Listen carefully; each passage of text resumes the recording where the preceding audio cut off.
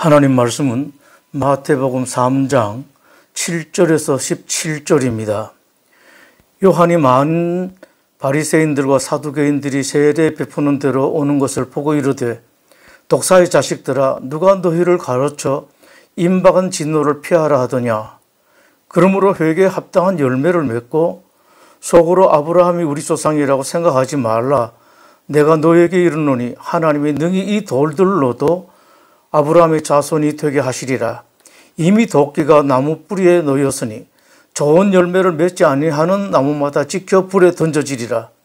나는 너희로 회개하게 하기 위하여 물로 세례를 베풀었거니와 내 뒤에 오시는 이는 나보다 능력이 많으시니 나는 그의 신을 들기도 감당하지 못하겠노라. 그는 성령과 불로 너에게 세례를 베푸실 것이요 손에 키를 들고 자기 타작마당을 정하게 하사 알곡은 모아 곡간에 들이고 쭉정이는 꺼지지 않는 불에 태우시리라. 이때 예수께서 갈릴리로부터 요단강에 이르러 요한에게 세례를 받으려 하시니 요한이 말려 이르되, 내가 당신에게서 세례를 받아야 할 터인데 당신이 내게로 오시나이까? 예수께서 대답하여 이르시되, 이제 호락하라. 우리가 이와 같이 하여 모든 의를 이루는 것이 합당하니라 하시니 이에 요한이 호락하는지라. 예수께서 세례를 받으시고 곧 물에서 올라오실새 하늘이 열리고 하나님의 성령이 비둘기같이 내려 자기 위에 임하심을 보시더니 하늘로부터 소리가 있어 말씀하시되, 이는 내 사랑하는 아들이요 내 기뻐하는 자라 하시니라. 예수님께서 아기 때 헤롯을 피해서 이집트로 피난을 가셨습니다. 거기서 다시 이스라엘로 돌아오셨는데 갈릴리로 가셨습니다. 태어나신 곳은 베들레헴이었지만 이집트에서 돌아온 것은 예수님께서 태어나시기 전에 부모님이 살았던 북쪽 갈릴리였습니다. 거기서 30년의 세월이 지납니다. 그중 이스라엘 남쪽 땅 유대 들판에 요한이라는 사람이 나타납니다. 약간은 이상한 모습이었습니다. 4절의 기록입니다. 이 요한은 낙타털 옷을 입고 허리에 가죽띠를 띠고 음식은 메뚜기와 석청이었더라. 그 요한이 회개하라 천국이 가까웠다라고 외쳤고 사람들에게 세례를 베풀었습니다. 그 요한을 세례 요한이라고 부릅니다. 당시 요한이라는 이름을 가진 사람들이 많았기 때문에 다른 사람들과 구별하기 위해서 세례 요한이라고 부릅니다. 세례 요한은 상당히 독특했습니다. 외모뿐만 아니라 당시 누구도 함부로 하지 못하던 말을 서슴지 않고 했습니다.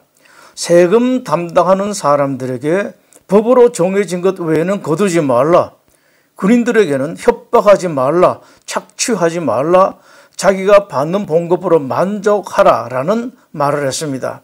그들 모두 나름 권세를 가진 사람들이었기 때문에 이런 말은 하기가 쉽지가 않았습니다. 당시 권력자들이었던 바리새인들과 사두개인들에게도 심한 독소를 퍼부었습니다. 독사의 자식들아, 누가 너희를 가르쳐 임박한 진노를 피하라 하더냐. 이미 도끼가 나무 뿌리에 놓였으니 좋은 열매를 맺지 아니하는 나무마다 찍혀 불에 던져지리라.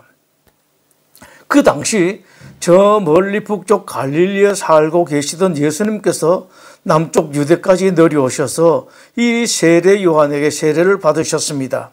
여기서 먼저 세례란 무엇인지 그 의미가 무엇인지 확인해 봅니다. 세례는 헬라어로는 밥티스마, 영어로는 웹티즘으로 그 뜻은 무엇에 담그다, 목욕하다, 씻는다입니다. 세례 형식은 크게 두 가지입니다. 하나는 온몸을 물속에 다 잠그는 것이고 또 하나는 머리에 물을 뿌리든지 머리를 물로 적시는 것입니다. 이 둘 다 물과 관계가 있습니다. 세례는 크게 두 가지 의미가 있습니다. 하나는 씻는다는 의미로 지금까지 지은 모든 죄를 씻는다는 의미입니다. 물에는 죽음이라는 의미가 있습니다. 찬송가 가사 요단강 건너가 만나리는 요단강의 물이 의미하는 죽음 뒤 천국에 가서 만나자는 노래입니다. 물을 가지고 베푸는 세례는 죽는다는 의미가 있습니다. 즉 세례는 물에 잠길 때 지금까지 살던 사람이 죽고 그 다음 물에서 벗어나면서 새로운 사람으로 다시 태어난다는 의식입니다. 이것을 사도 바울을 통해서 명쾌하게 설명하십니다.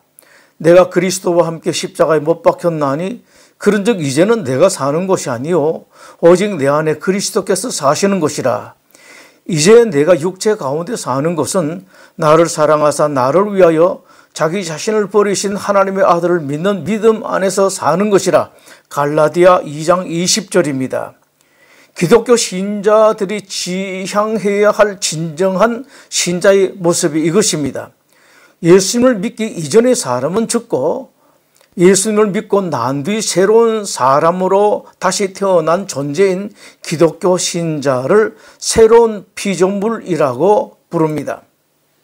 따라서 참된 기독교 신자들에게는 내라는 존재 혹은 나라는 존재가 없습니다.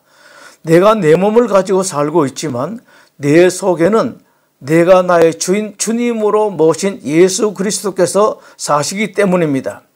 따라서 세례를 받은 기독교인은 나는 싫다, 내가 좋다는 말이 성립되지 않습니다. 기독교인은 내 혹은 나라는 존재가 없는 사람이기 때문입니다. 기독교인은 내 판단이 확실하기 때문에 반드시 이렇게 되어야 한다고 주장할 수 있는 존재가 아닙니다. 물론 기독교 신자들도 자기의 의견이 있고 판단도 있습니다. 그러나 판단도 하고 의견을 말할 수는 있지만 고집 부릴 수는 없습니다. 대신 이렇게 생각하고 말합니다. 내가 좋든지 싫든지 간에 나는 주님께서 원하시는 것을 한다. 주님께서 싫어하시는 것이라면 나는 하지 않는다. 주님의 뜻이라면 나는 무조건 그것에 따른다. 이것이 세례를 받은 신자입니다. 참된 기독교 신자들은 이렇게 말합니다. 내 안에 살고 있는 사람은 내가 아니다. 내 안에는 예수님께서 사신다. 나는 이제부터 어떤 일이든지 간에 내가 원하는 것이 아니라 주님께서 원하시는 것을 선택하고 전적으로 주님 말씀에 순종하겠다. 세례를 받는다는 것은 이런 의미입니다. 세례가 이런 의미라면 예수님께서 세례 받으신 것에 대해서 질문이 생길 수 있습니다. 예수님은 세례를 받으실 필요가 없지 않은가? 근데 왜 세례를 받으셨나? 아무 죄가 없으시고 따라서 죽을 이유가 전혀 없으신 예수님이기 때문에 세례를 받으실 필요가 없으시기 때문입니다. 세례 요한도 이 사실을 알았습니다. 나는 너희로 회개하게 하기 위하여 물로 세례를 베풀거니와 내 뒤에 오시는 이는 나보다 능력이 많으시니 나는 그의 신을 들기도 감당하지 못하겠노라. 그는 성령과 불로 너에게 세례를 베푸실 것이요 손에 키를 들고 자기 타작마당을 정하게 하사 알곡은 모아 곡간에 들이고 쭉정에는 꺼지지 않는 불에 태우시리라. 이 말씀은 예수님이 심판주 즉 하나님이라는 말씀입니다. 그것을 알았기 때문에 예수님께서 자기에게 세례를 받으려고 하실 때 만류하셨습니다. 13절 14절 말씀입니다. 이때 예수께서 갈릴리로부터 요단강에 이르러 요한에게 세례를 받으려 하시니 요한이 말려 이르되 내가 당신에게서 세례를 받아야 할 터인데 당신이 내게로 오시나이까? 말도 안 된다고 말렸습니다. 세례 요한이 자기가 예수님께 세례를 할 수 없다는 이유를 요약하면 첫 번째, 죄라고는 전혀 없으신 주님은 죄를 씻는 세례를 받으실 필요가 조금도 없으시다는 뜻이 있습니다. 또 하나는 예수님은 세상에서 가장 큰 어른이시고 세상의 주인이신데 그런 예수님께서 보잘것없는 나 같은 사람에게 세례를 받는다는 것은 말도 안 된다는 것입니다. 그럼에도 불구하고 예수님께서는 세례 요한의 만류를 뿌리치고 세례를 받으셨습니다. 예수님이 세례를 받으신 이유는 그것이 하나님의 뜻이었기 때문입니다. 이것을 예수님께서 이렇게 말씀하셨습니다. 이제 호락하라. 우리가 이와 같이 하여 모든 의를 이루는 것이 합당하니라. 이 말씀 가운데 아주 중요한 것이 하나 있습니다. 이와 같이 하여 모든 의를 이루는 것이 합당하리라 라는 말씀입니다. 여기서 의는 헬라어로 디카이온의 신에 영어로는 라이셔스 리스입니다. 옳은 것, 바른 것, 덕입니다. 예수님께서 의를 말씀하시면서 모든 의라고 말씀하십니다. 모든 옳은 것, 모든 바른 것이란 어떤 것이겠습니까? 그것은 하나님의 뜻 하나밖에 없습니다. 예수님께서 세례 요한에게 하신 말씀의 뜻은 이것입니다. 당신이 세례받지 말라고 만류하는 그 모든 이유에도 불구하고 당신이 나에게 세례를 주는 것은 하나님의 뜻을 이루는 것입니다.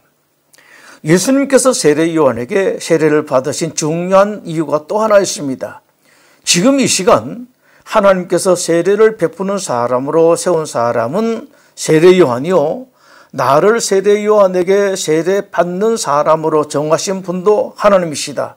나는 하나님의 그 뜻을 받아들여 세례 요한에게 세례를 받아야 한다.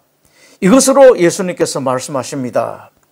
그 사람이 본래 높은 사람이냐, 낮은 사람이냐, 큰 사람이냐, 작은 사람이냐, 대단한 사람이냐, 아니냐, 이런 것은 하나도 중요하지 않을 뿐 아니라 아무것도 아니다. 이것을 최고의 의인이요, 당대 최고의 부자였으며 또 인간이 당할 수 있는 최악의 환난을 당했던 사람 욥이 고백했습니다. 내가 못해서 알몸으로 나와 싸운즉 또한 알몸이 그리로 돌아가올지라. 주신 이도 여호와시오 거두신 이도 여호와시오니 여호와의 이름이 찬송을 받으실 지니이다. 본래 알몸이었던 인간들을 이 사람은 이렇게 저 사람은 저렇게 하나님께서 세우셨을 뿐입니다. 대단한 것도 초라한 것도 하나님께서 잠시 그렇게 세우셨을 뿐입니다. 따라서 중요한 것은 그가 본래 어떤 사람이었냐가 아니라 지금 이 시간 하나님께서 그 사람을 어떻게 세우셨나 이것뿐입니다. 이 땅에 오신 예수님은 성자 하나님이십니다. 그러나 그 시간 하나님께서 그 성자 예수님을 보잘것없는 세례 요한으로부터 세례받는 사람으로 세례 요한을 성자 하나님께 세례 베푸신 사람으로 세우신 것, 이것이 하나님의 뜻이며 우리는 하나님의 이 뜻을 따라야 한다는 말씀입니다. 규모가 어느 정도 되는 선박의 식당에는 선장 좌석이 따로 있습니다. 그런 배에 가면 일반 선원들의 식장은 아래층에 있고 위층에는 사관들의 식당이 있습니다. 사관들의 식당 윗자리에 선장의 좌석이 있습니다. 배에서 최고 어른은 선장입니다. 선장의 의자는 선장 이외에는 그 누구도 앉지 않습니다. 사실 선장은 직급으로 하면 회사에서 차장이나 부장 정도로 크게 높지 않습니다. 그러나 회사에서 가장 높은 사장, 심지어 오너인 회장이라도 선장의 좌석에는 앉지 않습니다. 이 배에서 최고 어른은 선장이라는 것을 인정하기 때문입니다. 예수님께서 하시는 말씀이 바로 이것입니다. 예수님 당신이 삼위일체 같은 하나님이심에도 지금 이 땅에 인간으로 오셨기 때문에 성부 하나님의 주권을 절대적으로 인정하신 것입니다. 기독교 신자들에게 무엇보다도 중요한 인식이 하나님의 절대 주권 의식입니다. 이 세상의 모든 것에 대한 주권은 하나님이 가지고 계신다. 이 세상의 모든 일은 하나님이 결정하신다. 여기까지는 신자라면 대체로 인정합니다. 이것보다 더 중요한 하나님의 절대 주권 의식이 하나 더 있습니다. 인생에게 일어난 모든 일의 결과까지 하나님께서 하신 일이라는 것을 인정하는 절대 주권입니다. 내가 소원하고 기도하고 모든 노력을 했음에도 불구하고 내가 바라지 않는 일들이 일어났을 때 그것까지 하나님께서 하신 일이라는 것을 인정하고 받아들이는 것입니다. 하나님 잘하셨습니다. 내 소원은 이루어지지 않았지만 하나님 정말로 잘하셨습니다 라며 환한 얼굴로 받아들일 때 그것이 정말로 하나님의 주권을 인정하는 것입니다. 빌립보서 2장을 보겠습니다. 너희 안에 이 마음을 품으라. 곧 그리스도 예수의 마음이니 그는 근본 하나님의 본체시나 하나님과 동등됨을 취할 것으로 여기지 아니하시고 오히려 자기를 비워 종의 형체를 가지사 사람들과 같이 되셨고 사람의 모양으로 나타나사 자기를 낮추시고 죽기까지 복종하셨으니 곧 십자가에 죽으심이라. 세상을 창조하신 예수님이요 같은 삼위일체 하나님이심에도 불구하고 성부 하나님의 주권을 절대적으로 받아들인 예수님께 성부 하나님은 당신의 모든 권세와 능력을 주셨습니다. 빌립보서 2장 5절에서 11절입니다. 이러므로 하나님이 그를 지극히 높여 모든 이름 위에 뛰어난 이름을 주사 하늘에 있는 자들과 땅에 있는 자들과 땅 아래에 있는 자들로 모든 무릎을 예수의 이름에 꿇게 하시고 모든 입으로 예수 그리스도를 주라 시인하여 하나님 아버지께 영광을 돌리게 하셨느니라.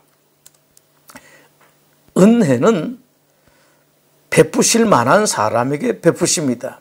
하나님 은혜는 받을 만한 사람만 받습니다. 기도하겠습니다. 하나님, 우리 성도들이 하나님의 주권, 하나님의 세상이시고 하나님께서 이 세상의 모든 일은 결정하신다. 그리고 따라서 하나님께서 결정하신 모든 것은 하나님께서 정하시기 때문에 나는 그 하나님 절대적으로 받아들인다. 이런 믿음으로 살아가는 절대 주권 의식을 가진 성도들이 되게 하여 주시옵소서. 예수님 이름으로 기도드립니다.